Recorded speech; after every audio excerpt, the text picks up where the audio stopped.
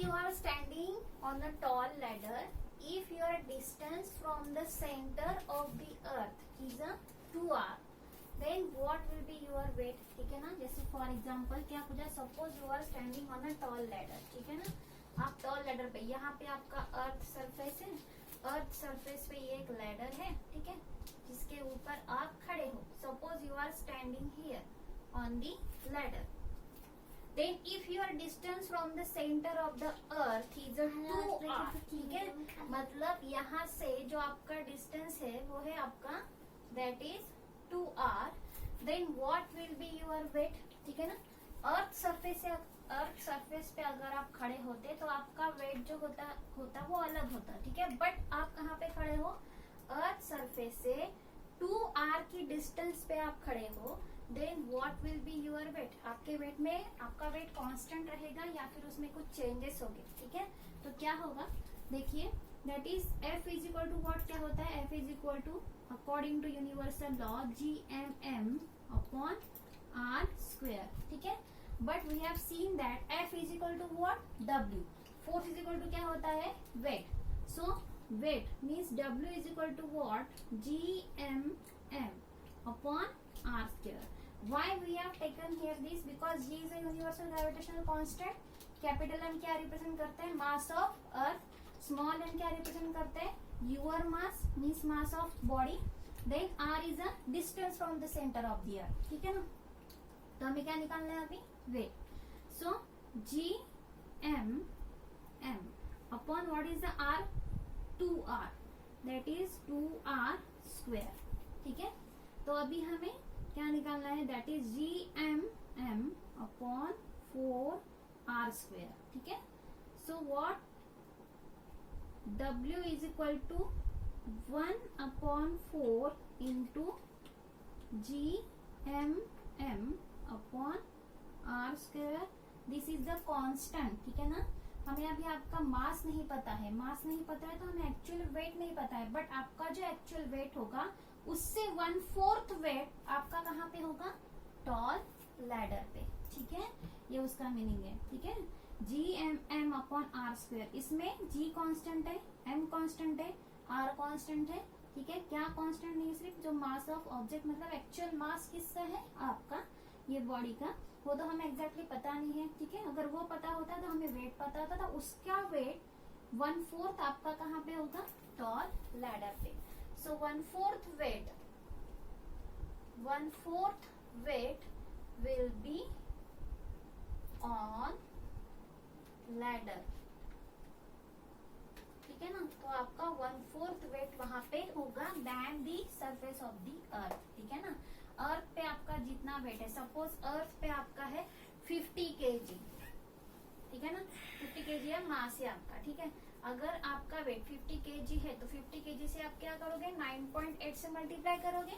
9.8 से अगर आप मल्टीप्लाई करते हो तो आपको न्यूटन में आपका जो है वो वेट मिलेगा. ठीक है, एंड जो भी इसकी वैल्यू आती है उसके 1/4 आपका कहाँ पे होगा? On the tall ladder. ठीक है,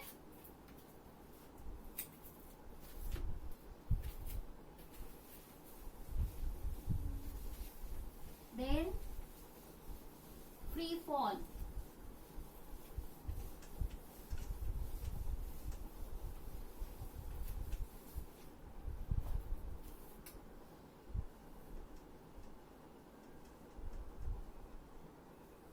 Free fall. What is free fall? Suppose an object. This is an object. This object is falls freely. This object is falls freely towards the center of the earth. ठीक है ना, ये object है, ये एक particular height पे है. ठीक है ना, suppose the object is falls freely towards the surface of the earth. Suppose हम कंसिडर करते हैं दिस इज द बॉल. ठीक है ना, this ball is directed towards the centre of the earth. ठीक है, अगर ये फ्रीली फॉल करता है किसके अंडर में? Under the influence of the force of gravity, because the earth gravitational force is directed towards. कहाँ पे? इस बॉल को अपनी तरफ खींच रहा है. ठीक है ना, earth is pulling the object towards itself. ठीक है ना, सेंटर की तरफ, अर्थ के सेंटर की तरफ ये जो बॉल है, अर्थ जो है ये बॉल को अपनी तरफ पुल कर रही है, ठीक है। सो फ्री फॉल जो होता है वो होता है the force which acts on any object which is directed towards the centre of the earth under the influence of the force of gravity और gravitational force, that is called as the free fall, ठीक है। What is the free fall? Free fall is the force is act on object which is directed towards the center of earth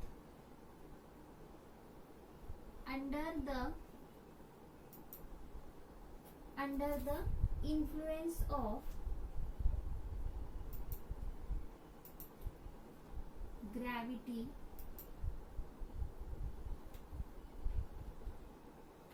known as free fall, ठीक है ना, जिसे हम बोलते हैं free fall. तो फ्री फॉल के केस में there are two major things. First is when the object is freely falling, its initial velocity is represented by the letter u. You have learned in the previous standard. The initial velocity of that object is the zero. When any object is falling freely from the particular height, then its initial velocity is a zero.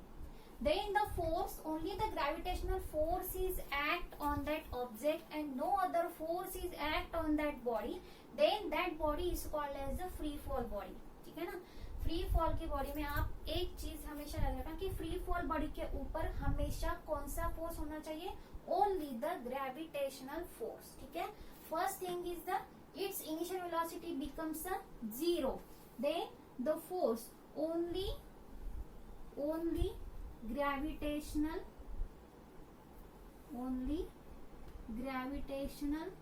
force, उस body के ऊपर कौन सा force होना चाहिए? Only the gravitational force, तभी हम बोल सकते हैं the body is a falling freely.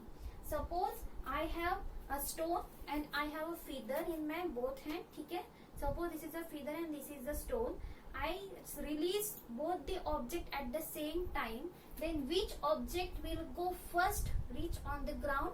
Definitely the stone, because the stone has a greater mass than that of the feather, so it directed towards the center of the earth.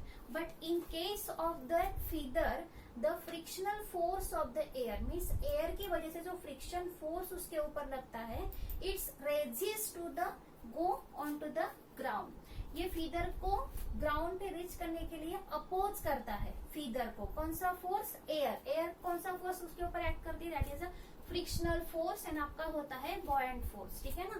तो buoyant force क्या होता है? What is buoyant force? Buoyant force is suppose an object is immerse partially और completely in the fluid, then the force is act from the upward direction against and downward directions.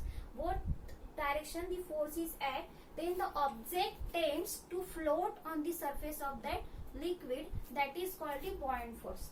मतलब जैसे यहाँ पे एक tank है, एक tank में आपके पास वाटर है, ठीक है, एंड आपने इसमें एक बॉल है आपके पास, दैट इज द बॉल, ठीक है, प्लास्टिक बॉल। तो ये बॉल तो यहाँ पे टिप नहीं होगा, मतलब सिंक में जाके मतलब बॉटम में सिंक नहीं होगा। क्यों नहीं होगा? क्योंकि यहाँ पे वाटर का जो फोर्स है, वाटर का फोर्स भी यहाँ पे एक्ट हो रहा है, ठीक है, एंड जो आपका सराउंडिंग का फोर्स है वो भी इसके ऊपर एक्ट कर रहा है, ठीक है। तो बॉल की टेंडेंसी क्या है? वो फ्लोट कर रहा होगा, किसके ऊपर? वाटर के ऊपर। तो ये आपका कौन सा फोर्स होता है? That is the buoyant force, ठीक है।